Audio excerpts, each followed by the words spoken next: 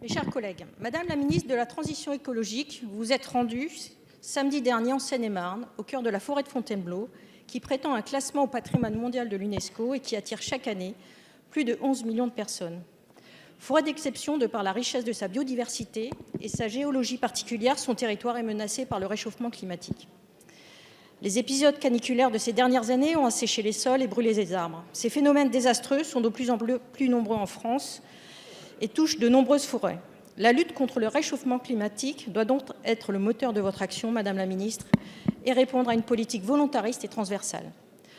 Volontariste tout d'abord, car dans ma circonscription, par exemple, nous menons, avec d'autres élus de mon territoire, un combat depuis plus de 10 ans pour faire interdire la traversée quotidienne de milliers de poids lourds dans la forêt de Fontainebleau et la ville de Melun. Les nuisances sonores sont insupportables pour les riverains et les émissions de polluants atmosphériques sont dangereuses pour la faune et la flore. Pourtant, les axes de contournement existent. Madame la ministre, les élus de nos territoires demandent votre appui pour mener cette politique volontariste dont notre biodiversité a tant besoin. Au-delà du volontarisme, nous devons renforcer la transversalité des actions. Vous avez à juste titre exprimé le souhait que tous les ministères soient dotés d'une feuille de route verte. Seriez-vous favorable au renforcement des missions des hauts fonctionnaires au développement durable déjà présents au sein de chaque ministère? Enfin, je regrette la disparition du terme solidarité dans l'intitulé de votre ministère, alors qu'il nous faut plus que jamais aider chaque concitoyen à être un acteur de la transition écologique, quels que soient ses moyens, pour en tirer individuellement et collectivement des bénéfices.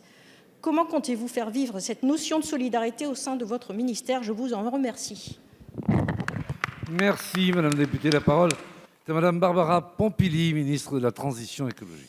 Merci, Monsieur le Président, Madame la députée Aude Luquet, merci pour votre question. Je suis effectivement venue dans cette magnifique forêt de Fontainebleau samedi dernier pour illustrer le travail fantastique qui est fait par l'Office français de la biodiversité et saluer les agents de l'ONF parce que effectivement, vous avez raison, la question de la gestion de la forêt pour faire face aux enjeux du changement climatique est essentielle, sinon nous risquons de la perdre et c'est un enjeu absolument essentiel.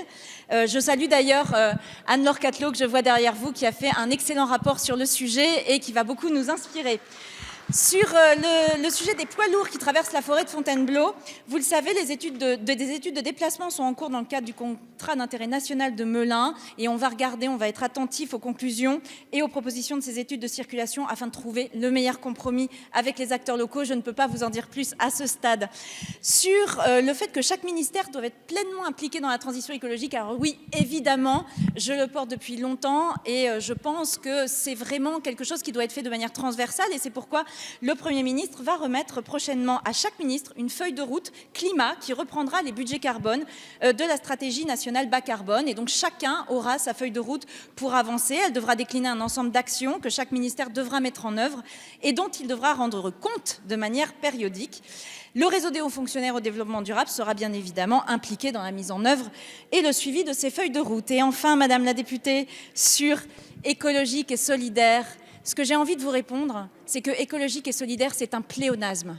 Et quand on l'oublie, on a des ennuis. Je crois que certains de mes prédécesseurs et des gouvernements précédents l'ont vu. Quand on met en place des politiques écologiques, mais qu'on ne met pas en place l'accompagnement social, ça ne fonctionne pas. Et donc, nous en tirons les leçons. Et je peux vous dire que je serai très attentive à ce que toutes les politiques écologiques soient assorties de mesures. Par exemple, la prime à la conversion pour la voiture. Par exemple, la prime Rénov' pour la rénovation thermique des bâtiments. Merci, Madame la ministre. Madame la députée. Madame la ministre, je vous remercie de votre réponse sur ma circonscription et sur particulièrement mon territoire. Je voulais vous répondre. Effectivement, il y a une étude sur les poids lourds. Il y a 4000 véhicules jour. Donc, à un moment donné, il va falloir être cohérent entre la défense de l'environnement et la traversée des poids lourds de la forêt de Fontainebleau. Et sur l'aspect de la solidarité, je crois qu'il est nécessaire effectivement d'accompagner les Français pour acheter localement.